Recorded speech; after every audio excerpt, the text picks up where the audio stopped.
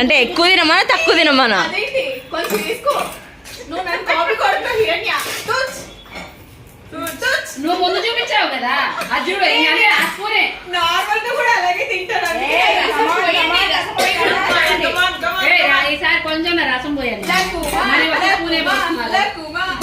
మీలాగా తినాలని రూల్ పెట్టాల్సింది. మీలాగా తినాలని రూల్ పెడితే బాగుండు గీత అంటే కదా. ఉంచాల్సింది. అవును.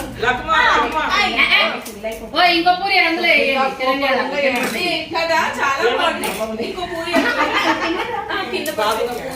అయినా 10 కౌంట్ కదా.